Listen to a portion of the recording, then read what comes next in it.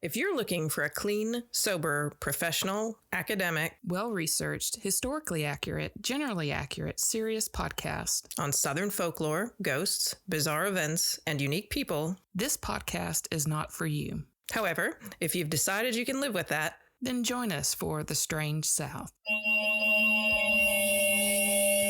The Strange South.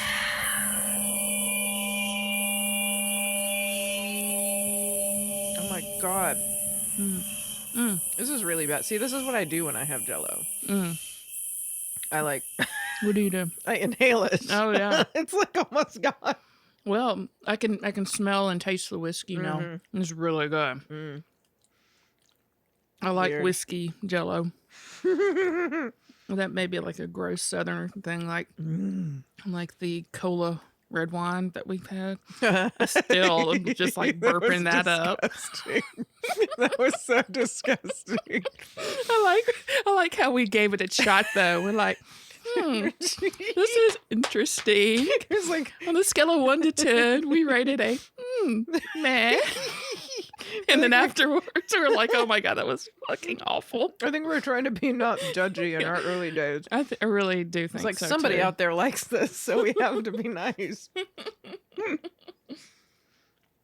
Shit. I eat way faster than I drink. Oh, you are done. It is gone. Oh my God. Marleah. Oh. So how much whiskey is in this? Half cup of the entire pan has a half cup of whiskey in it. Okay. And this is like half of the pan here? Like the the two of our glasses probably, or I don't even know that they're half of it. They may be half of it, the two glasses. Okay.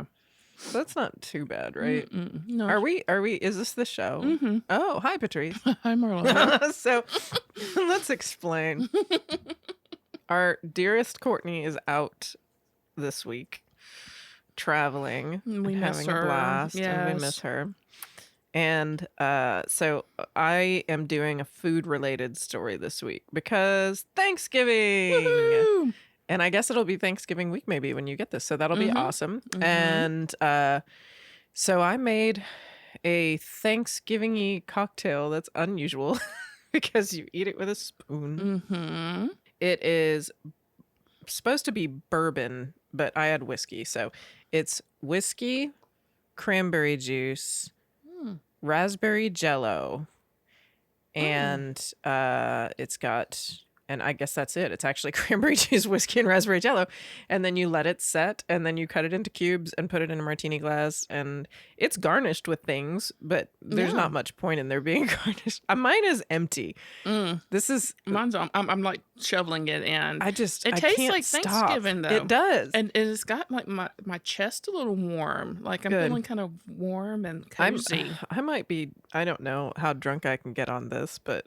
I've never done Jello shots. I may have. I have a vague memory of one of my husband's roommates before we were married having a bowl full of Jello shots and each one had a Barbie leg in it.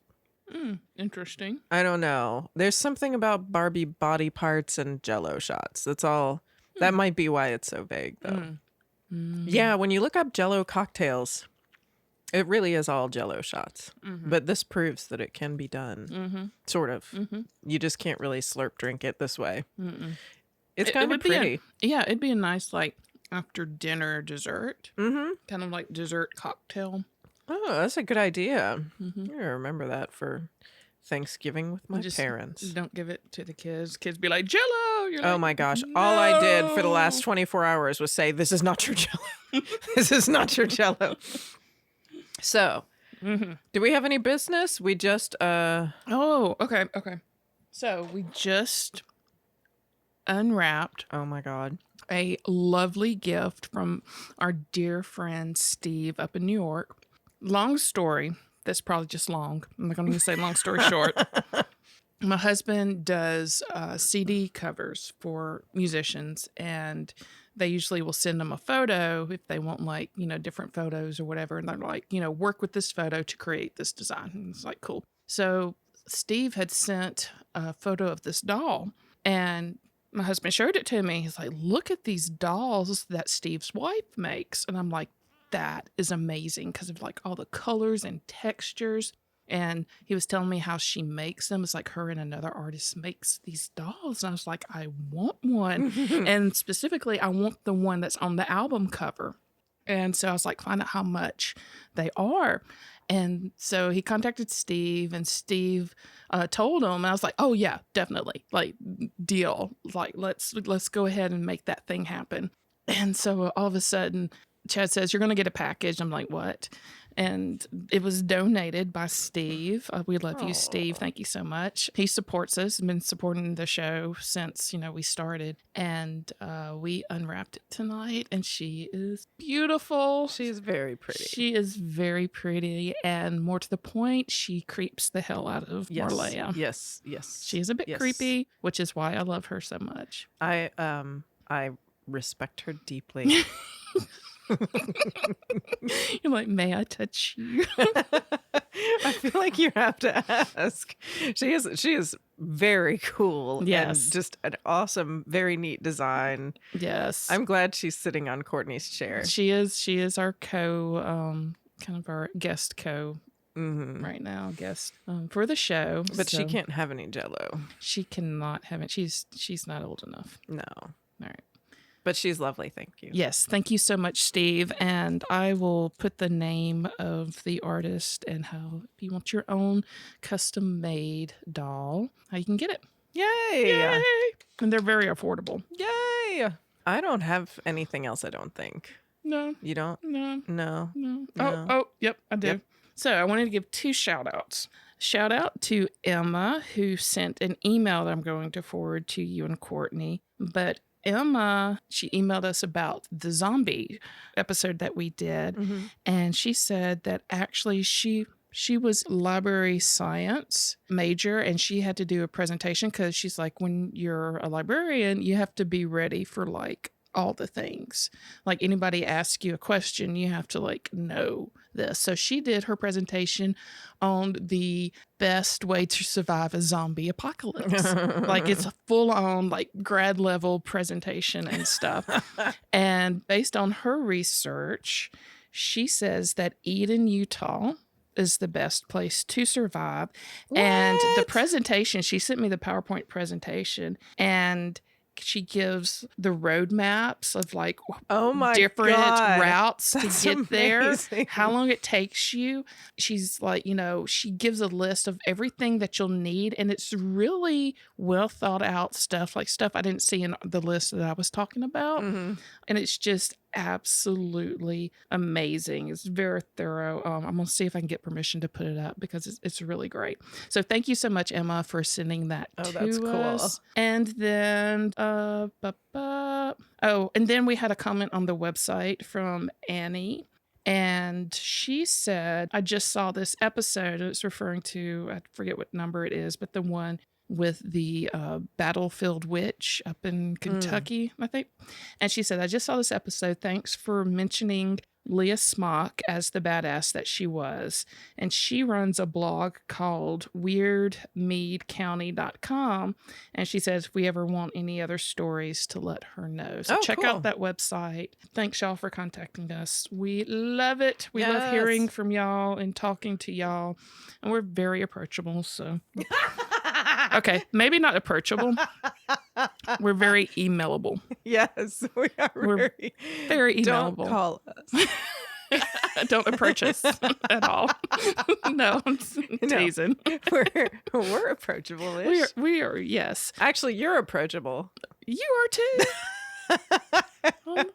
I am less approachable because I have resting witch face. Oh, see, I think I do too. I don't. No, you don't. Oh, look how sweet I am. You are sweet. So approach Marleah. Stay the fuck away from me. No, I'm teasing. But if you email us, if we don't reply immediately, it's simply because we don't see it yet. But every time we see it, we always reply. Right. So let's do it. Let's do it. You go first today. I go first today. Woohoo. So like I said, it's Thanksgiving maybe by the time you get this. That's it.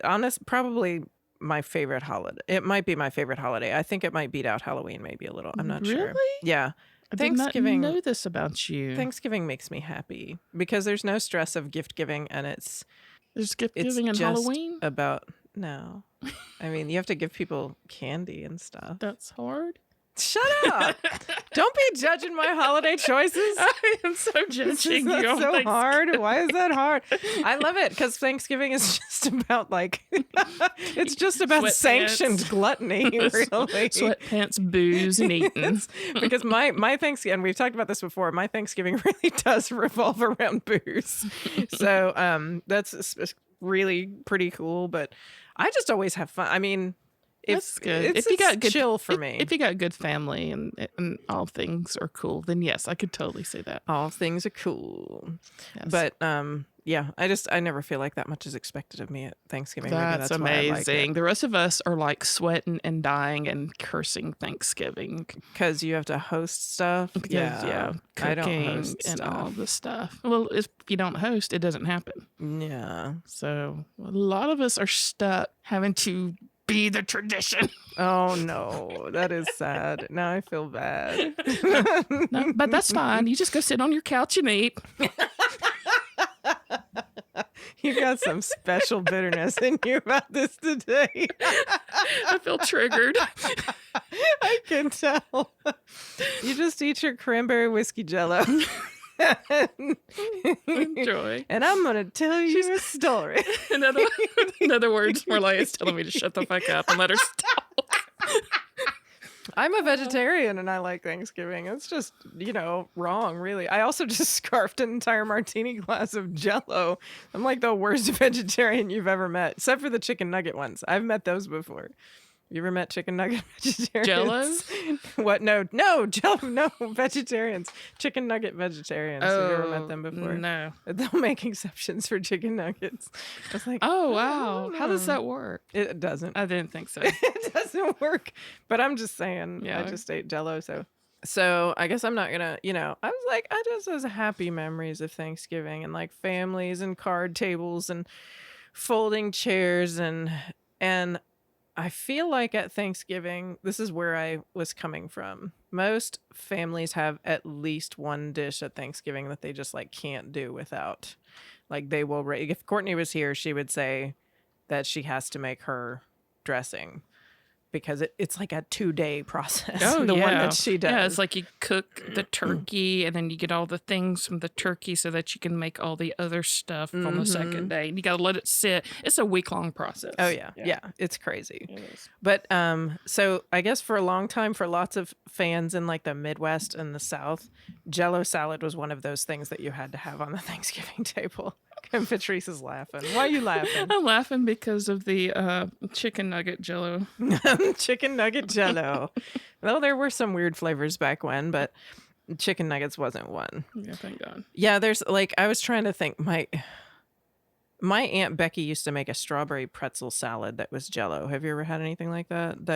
It's like a crust of pretzels that are like crushed in butter, and then there's like Cool Whip and strawberry Jello on top.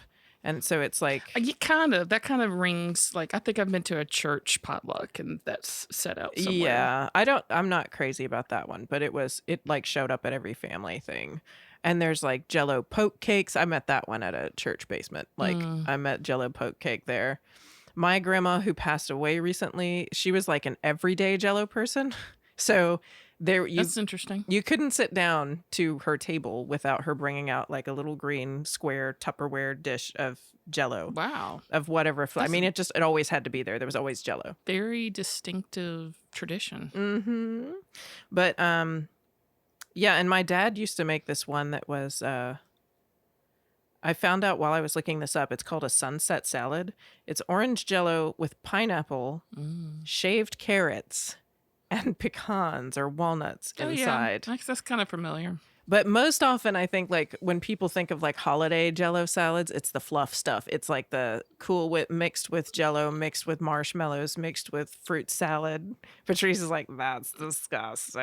Yes, but yes.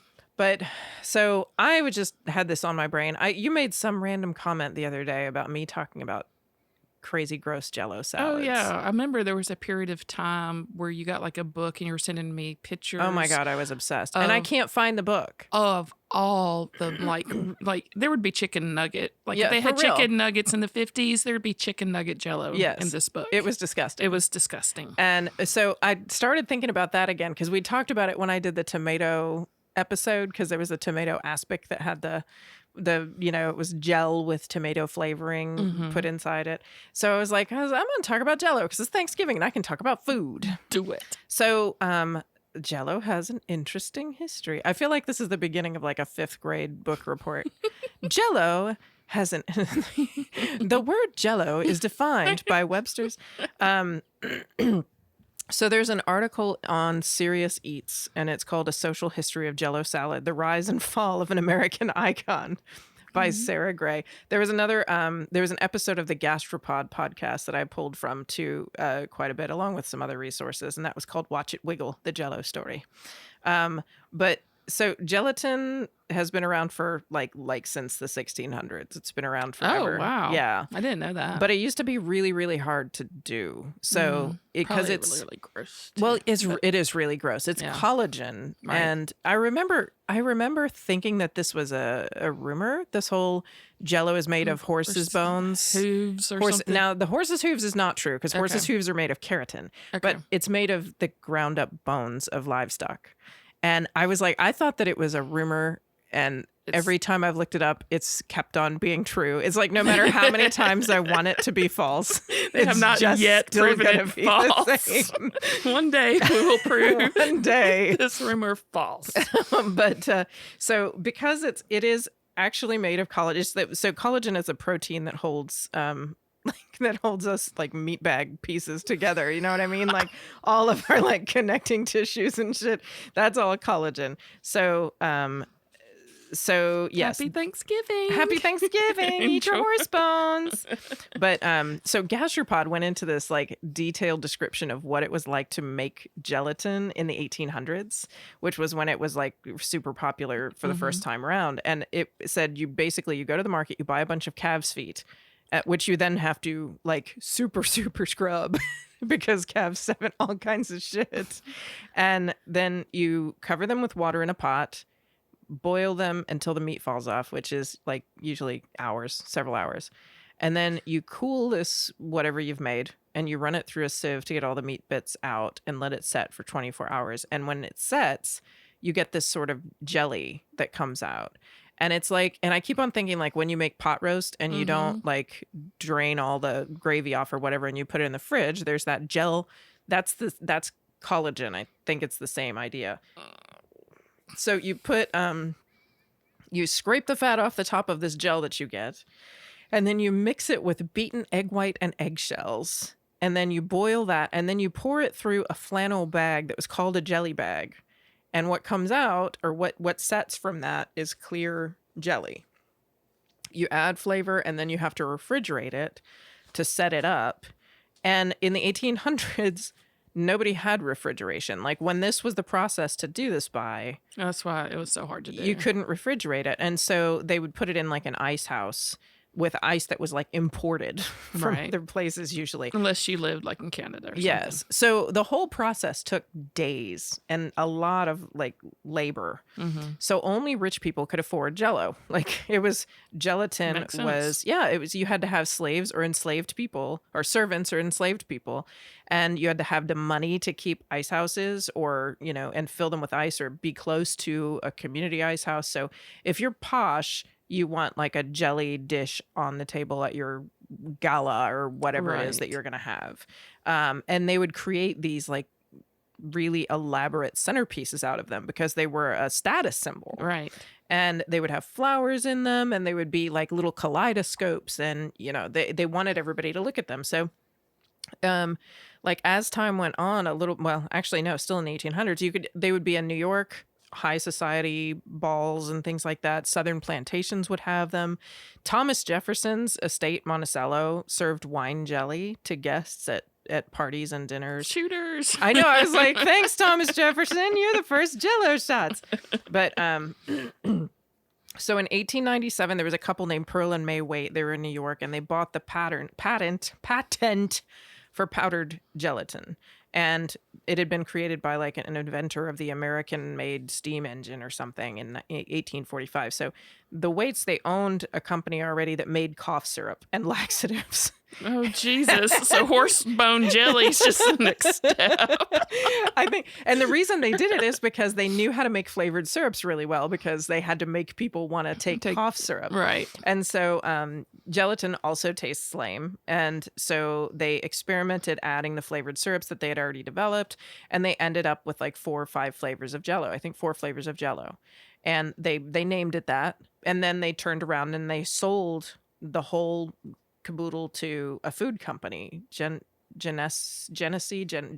Food Company, in like 1899. And they hired a marketing director who just was a genius. It's like akin to the Coca-Cola marketing like behemoth. Right. So they started selling, ads with children talking about how much they loved it, which is like, it was 88% sugar. Right. I mean, of course children loved it. Right. But there were these ads with like perfectly coiffed housewives in these beautifully ironed dresses and, and flats standing in their kitchens calling it America's favorite dessert. And Norman Rockwell did a lot of their initial ads, or some of their initial ads. So I mean, it became really popular just based on the advertising alone. But then people tried it, and kids especially, they really did like it. Mm-hmm. But Jello's marketing director started printing recipe books, telling people how to prepare it in all these different ways. They handed out free Jello molds to immigrants arriving at Ellis Island. Oh, wow. No shit. I wonder what those would like. I know. It's like, what are those? okay. Right? Here's a shoehorn. Welcome to America. Welcome to America. But we're very wiggly here.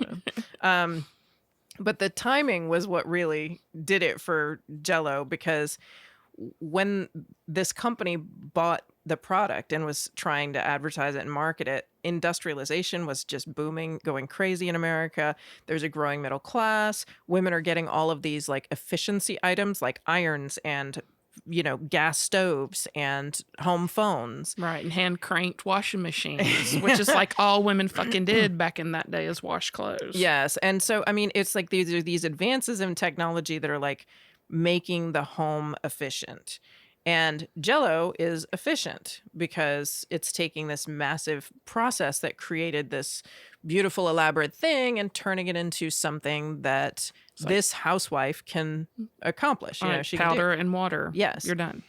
So, and they really marketed the femininity of Jello. It was like the dainty dessert for the new women. So there was a food historian named Laura Shapiro, and she did a study called Perfection Salad, which is a salad recipe, a Jello salad recipe. But she said that one of the reasons that they liked it so much was because she called it, quote, a salad at last in control of itself, because it had borders and it wasn't messy. It had corners.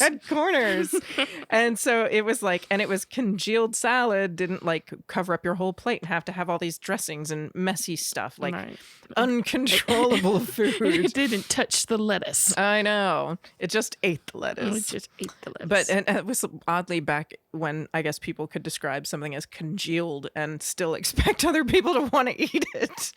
But it was also like that time, and the kind of what was it?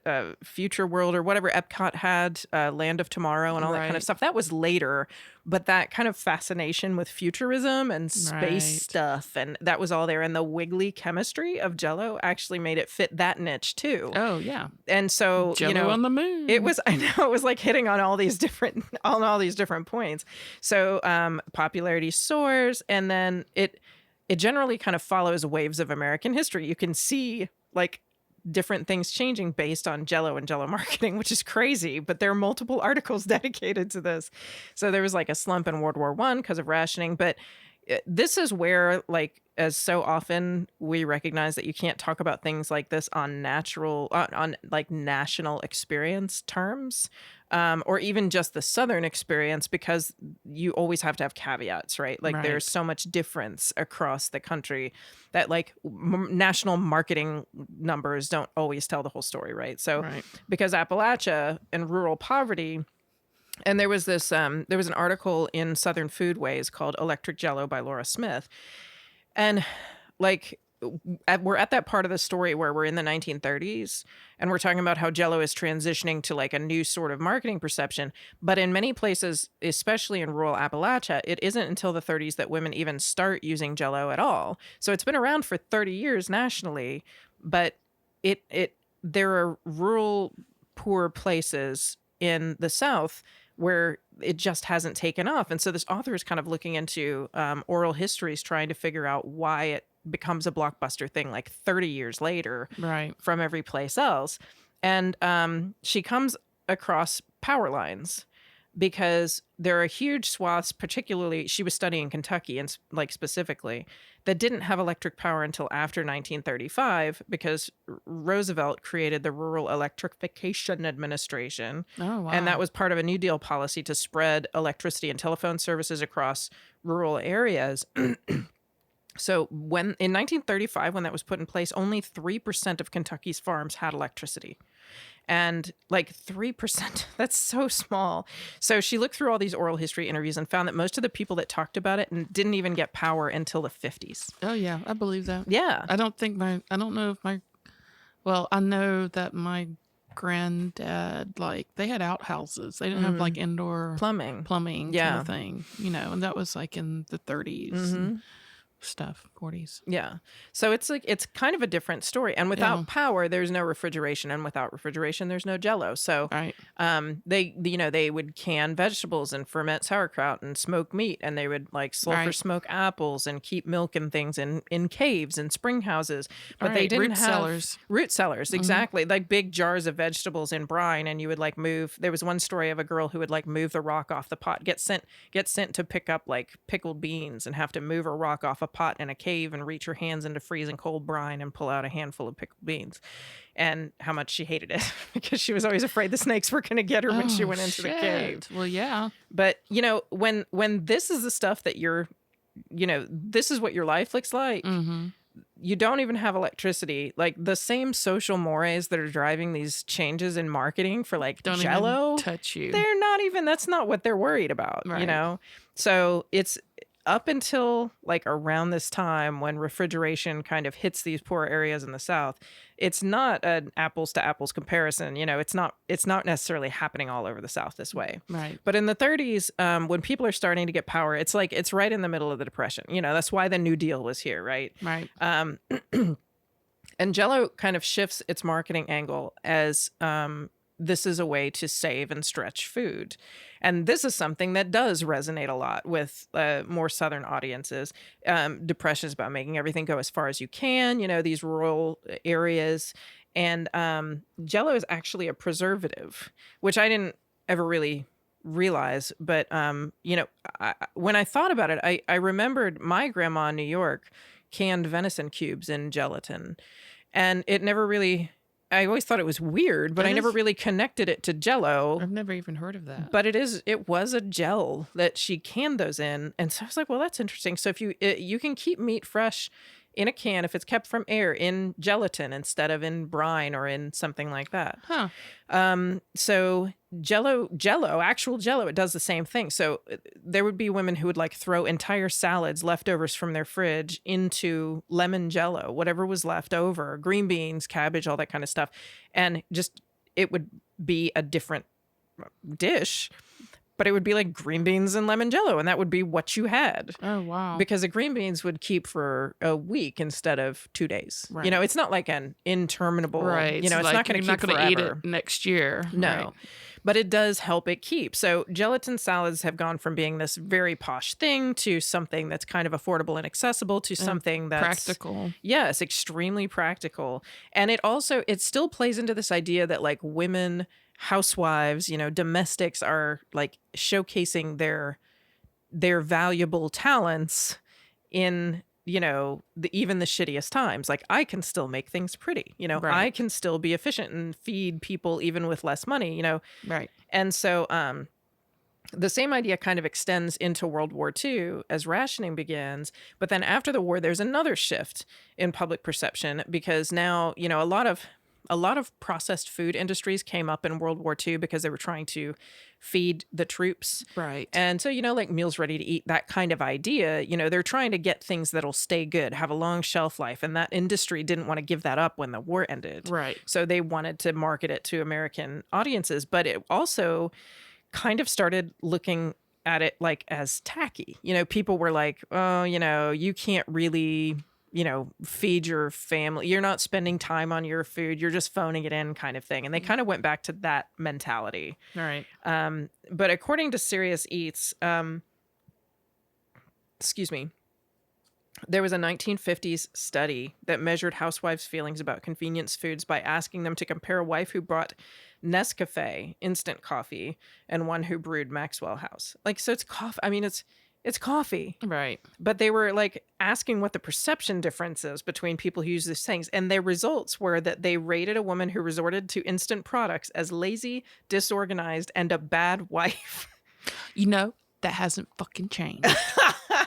Okay. I mean, it's because it the is. whole Walmart pickup thing, when it first hit Jacksonville, if you were like on one of the Jacksonville Facebook groups, there was like working mothers and people who weren't working mothers like praising being able to like go in and order your groceries. Oh my God, I know. And then just go pick it up without having to shop for it. And then there was like the haters and basically saying the same thing. Well, like, how lazy are you that you can't walk through the grocery store? Exactly. Yes. There was the same thing. So it hasn't changed. With like no respect for other people's situations or time, or Right. even just the fact that, we're in a goddamn pandemic and we didn't want to walk into the grocery store. Right. I mean, like, Right. yes, I know. Okay. So that stuff is still, I know. Still Oh my going God, on. it's still all there.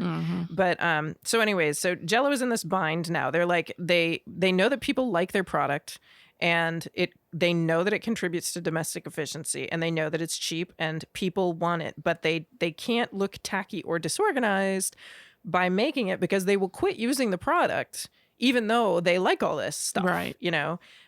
So there's this push by Jello to make Jello salads more complicated again. And that's where we get those like ridiculous, crazy ass 1950s, 60s, 70s cookbooks for Jello. Oh, wow. Where they have all kinds of shit in it because they're trying to like turn it into something that you can make a showstopper again to show, Right. we're still using your product, but we're showing you how It's groovy. it's groovy. Exactly. So, in 1960s, they released savory Jello flavors. There is no chicken nugget flavor. You can put your weed in it. I know, right? Keep it good. There's celery flavored, mixed vegetable flavored, Italian salad flavored, and seasoned tomato flavored. And my dad is convinced my grandma used a cabbage flavored one, but I think it must have been one of those like celery or mixed vegetable.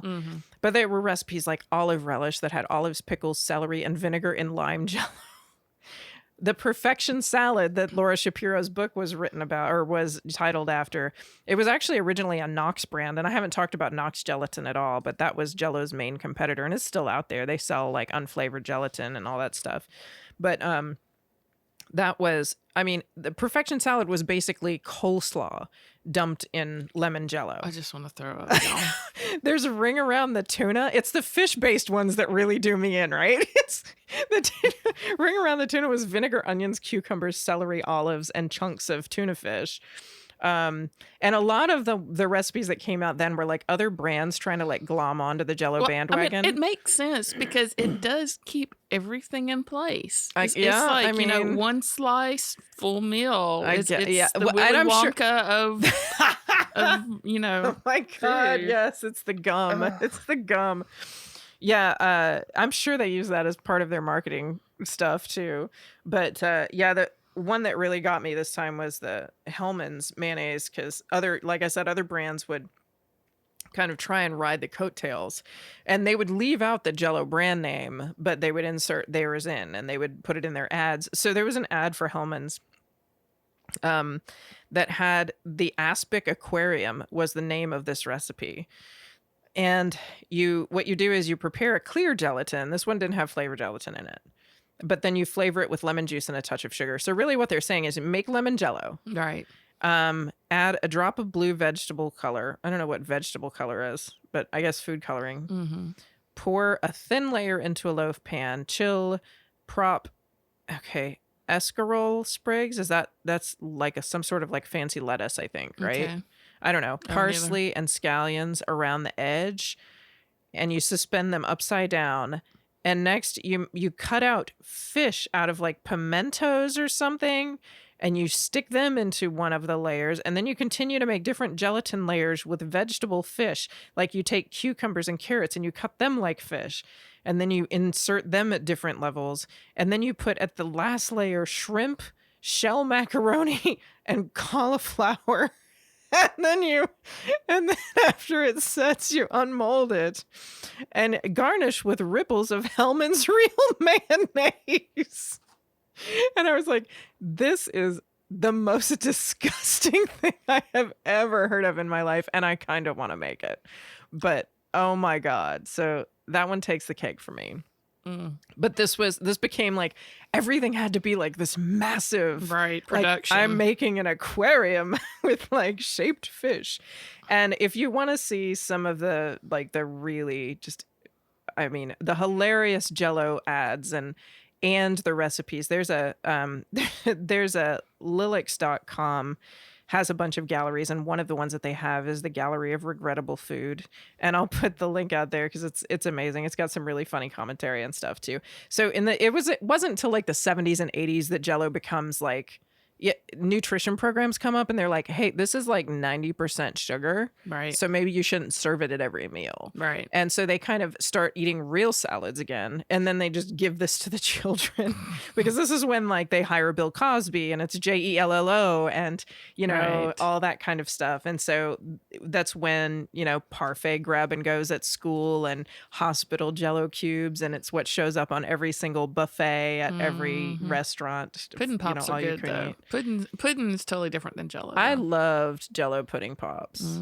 I loved them because there was this little like ice layer that was on the outside, and you could like crack that ice layer and eat it first. It was the best. Yes, and I hate pudding, but man, I could like take care of some ice layer cracking pudding pops. Oh my God, I know. So yeah, anyway, so the thing that showed up at like Thanksgivings across the country, especially in the Midwest and the South and Utah, for which Jello is the official state food. Oh Jesus. So you can escape from zombies while eating all the Jello in the world. That's where it is. But usually what you're going to see is those sweet ones that kind of come out in like the 70s, 80s, that kind of stuff.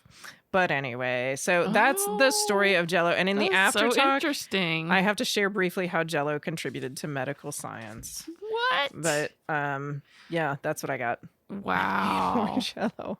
I need more whiskey. I don't think I'm getting enough from this. Yes. All right. Thank you. That was so interesting. I love it. We'll be right back. Grossed out too. Oh, I know. Me too. All right. We'll be back. Do you want more Strange South every week? We can help. You can follow us on Facebook, Instagram, and Twitter, and you can join our Facebook fan group, Fans of the Strange South Podcast, to keep the chat going with our whole creepy community. Do you have a story idea for us or a story of your own to share? Email us at stories@thestrangesouth.com. Plus, if you join our Patreon, you not only help support the podcast, you get an exclusive bonus episode for every show and a discount on merch. You can find links to all of these things on our website, thestrangesouth.com, along with photos, links, and show notes from every episode, Strange South t-shirts, mugs, and other goodies. See you there. And we are back. Woo! As I promised, we are continuing with my stories of ghosts that kill. Oh my God. Killer ghost. I'm on pins and needles. I'm really am. This whole storyline I got from Creepypasta, and I'll put the link in the show notes. Ghost number 2. There once was a man, a so-called gentleman, who lived just outside of his hometown with his adoring wife. He was a man of considerable wealth who had aged gracefully long into his golden years. Everyone loved this old geezer. He was well known around the town and recognized as a man among men. Which is a funny term, really, because it's like, does that mean that other men recognize you also have a penis? Well, Is yes. that- Well, I don't know. Are you a man among chickens? I mean, what does that even mean? He would buy from the town's markets, and he did whatever he could do to expand the growth of the town. He poured his money into this town, giving back to the community rather than hoarding his financial success to himself. His wife loved him for that very reason. She had the house and the husband that she had always wanted. All of that seemed to be enough for her, although unlike her husband, she really never left the house. She was not a woman among women. Everyone was fond of the man and his wife, and almost just as much loved the house. He had the house that everyone wanted. The man had often held parties and gatherings for the people of the town there. His wife would cook the most amazing meals using the vegetables and foods that he would buy from the town markets. When the guests would come, the man would give tours, and the one room that he loved to show off the most was his portrait room. Here he had collected and framed some of the most amazing paintings that he had bought from local artists. Because of his many gatherings, the man soon became known as the host of the town. He loved that title. He wore this title with pride. Those who asked the man whether it was the massive house or the beautiful wife that made him so happy, he would just reply, "Neither. It's just my way." What a dick. It's not because I'm white and rich. Just right. Giving back to and entertaining his friends made the man and his wife very happy. And eventually the man's wife became secluded. She would stay inside the house alone, and the man would ask why she would never go outside, and she would never really give him a direct answer. And he wondered if she was ill, so he called the doctor to look at her. The doctor couldn't find anything wrong. And the man knew for sure, though, that something was wrong. His wife had always been just as outgoing as he was, and within the walls of their home especially, but she quickly refused to see or even socialize with anyone anymore, even when they came over to the house. So soon the town started to see less and less of the man, and what they did see, he was not the cheerful old man of men that they had come to know. He was no longer smiling or interacting with the townspeople like he used to. Instead, he stayed inside to keep his wife company. At first, he would come out at least once a day, and soon it became every other day, then once a week, then only a few times a month. Whenever anyone would ask the man what was wrong or where had he been, he would simply say, "This is just my way."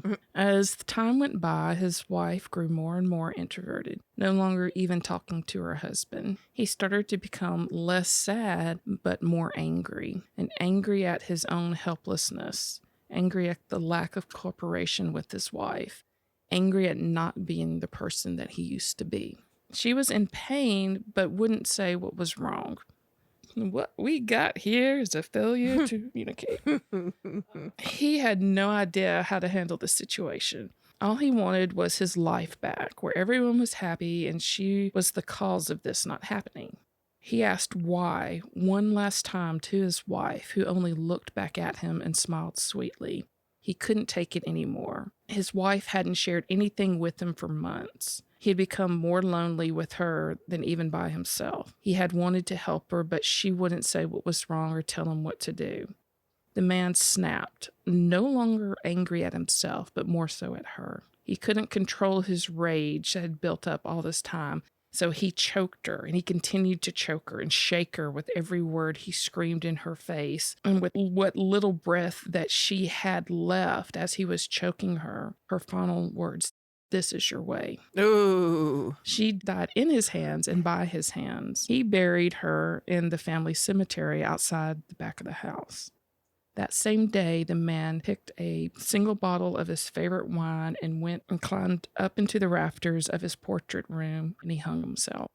The man who was once loved by his friends and family was now nothing more than a decoration for the house that had claimed him. That's a gruesome decoration. It is a gruesome decoration. The man's spirit can still be heard weeping for his dead wife all over what was once his house. Rumor has it that his body still hangs from the ceiling in the portrait room. Those that have found his body would no longer hear the man's crying, though not many have ever returned from the man's house after finding his hanging body. It is said that on the wall in the same room, the words, "My way," have been scratched over and over on the walls deep in the wood. Many have speculated exactly what had led to the deaths of those that encountered the man's ghost. It is believed that the spirit itself does not inflict physical harm onto anyone. Instead, the sight of the man's body, ghost, and message is said to bring such despair that people feel perpetually dread and hopelessness. Few of the people that have seen these sights reported them after they have left, although most never even leave the man's house. Eventually, no matter how much they try to fight it, they always die the same way he did. This single phrase has been seen by many to be the primary indicator of the connection between the man's victims. My way. Number of estimated victims, 7. The name of the ghost, Edgar Price, a.k.a. the host. Ghost number 3. During the mid-1800s, a man lived happily as a very much beloved husband and father around a southwest Mississippi town.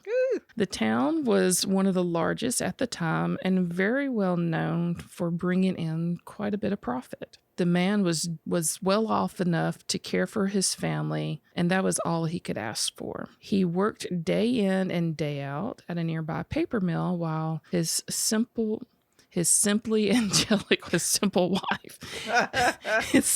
angelic wife, as he have often described her, stayed home to care for their 2 daughters and son. The man couldn't enjoy life more than he was. He was young, healthy, and pulling in more money than he could ask for.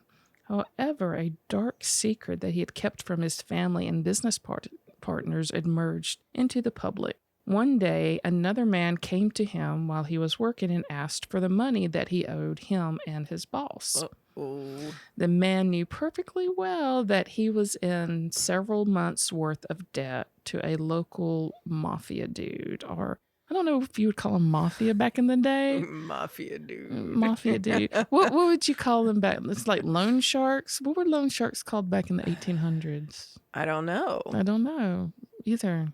I have no idea. The tax man? I don't know. I'm going to look it up. So he owed these people this money that helped him with the paper mill. The man had accepted the money from one of the most dangerous and infamous, we'll call them loan sharks of his time. The man pleaded for more time, but mercy was long since given to the man. The loan shark had 2 of his henchmen beat the man into bloody submission, breaking his left arm in 4 places, his right leg in 2, and fracturing his skull before pulling out a small bottle of acid and throwing it on his face. Ugh. The corrosive acid ate away at the skin all over the man's face and even down to some of his bone. The man was helpless, and all he could do was scream. No one came to his aid. No one else even really knew who the man was, for he had only kept to his family when he was not on the job. His lips had peeled back, no longer protecting his teeth and gums, and his eyelids had disintegrated, as well as his nose melted down to nothing. The loan sharks deemed this his warning, for if he did not receive the money he was owed with interest by the next month, the same would happen to his family. Is it like mob bosses? I don't know. Anyway, sorry. No, that's fine. I'm perplexed. I'm going to have to go Google that. The man was long since rendered unconscious before the shark and his man had left the scene. When the man awoke, he was still in agonizing pain, obviously, with like all the things broken and like acid face. No eyelids. And no eyelids, no lips. When he returned home, his family was mortified by what they saw. His children ran screaming and crying from the monster. His wife got out a kitchen knife and demanded that this man leave.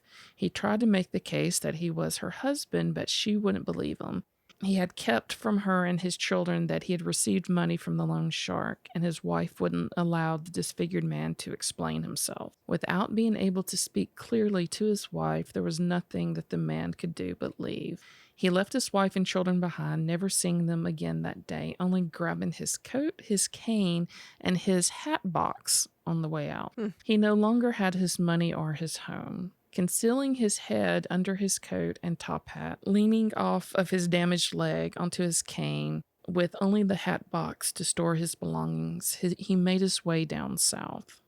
Many, many miles into his travel, he decided to take refuge in a house big enough to hide in, just until he could figure out what to do next. He didn't know whether he should protect or warn his family of the impending loan shark, or start a new life somewhere else. For the first time in his life, the man was completely lost and had nowhere to go, nothing to do, and no one to be. The whole sentence didn't make sense. Take that out. He managed to break into the house fairly easily. He saw no sign of anyone living there, but expected someone would come around eventually. The man lived many days in this house. He found food in the house, slept in the master bedroom, read many of the owner's personal collection of books, flossed with his floss, used his toothbrush. How do you sleep when you have no eyelids? Sleep mask. Eventually, the man heard the owner return and ran to hide. He found a pull-down door and ladder leading to an attic space and decided to hide there to wait for the owner to leave. He spent several hours in the attic, curled up next to a hat rack, and he was crying. Oh. The man missed his family and was ashamed at his cowardice. He knew that they would share the same gruesome fate as he did, and he could do nothing anymore to stop it. He cried and cried until the attic door slowly opened. The man became dead silent and watched the owner of the house work his way up into the attic. The man panicked, and in a blurred rage of defense, the man picked up a broken piece of glass and stabbed the owner in the back of the knee, just as he was walking past where the man was hiding.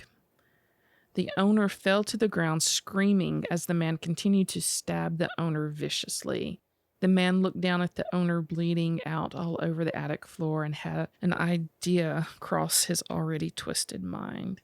The man grabbed the owner by his head. Oh, no. And the owner grabbed, shit. The man grabbed the owner by the hair and held his head tight with his fists. He plunged the glass shard deep inside underneath the owner's jaw. Oh, no. The acid-burned man dug the glass shard around the outline of the homeowner's face, peeling back every square inch of skin attached. Gross. Blood soaked both of their clothes, and the owner thrashed about, but was just as helpless as the day the man lost his own face.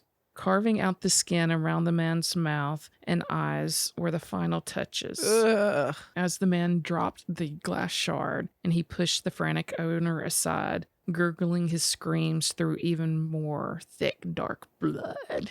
Gross. Like Jello. Ew. The man raised the owner's face up to where his used to be. He felt the warm, still bloody side against his exposed muscle and bone. He formed it around his eyes and around his mouth and licked it sealed. That's not how that works. In this story, it does. Oh my God.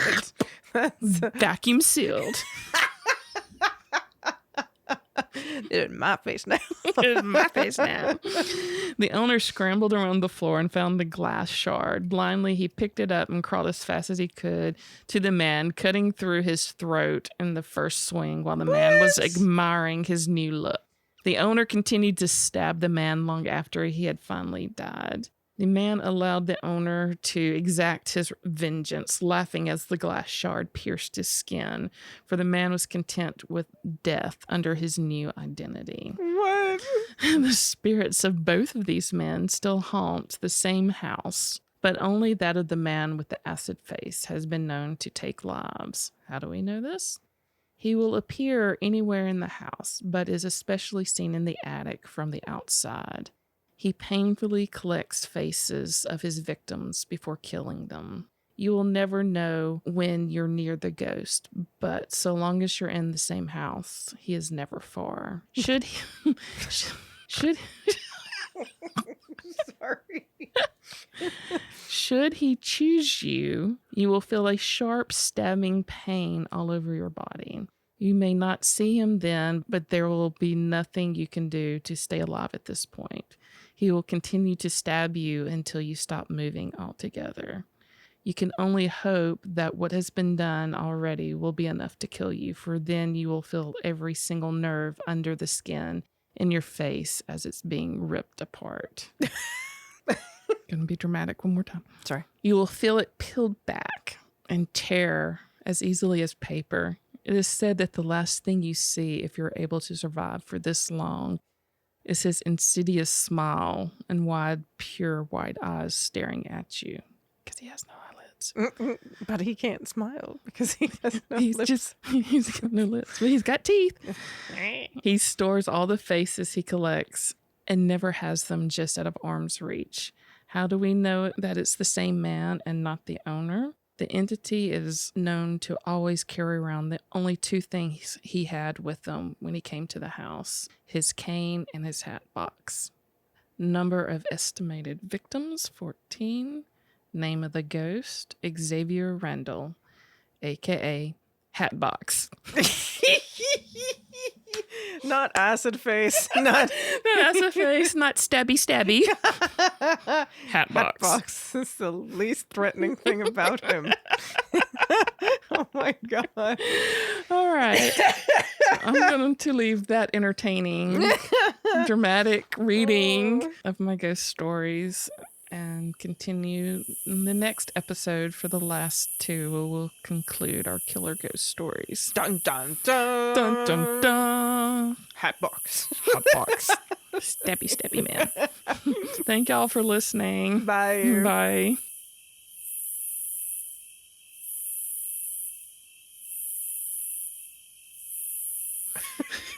He was well known around town by, everybody, and recognized. Whack an eye. Recognized.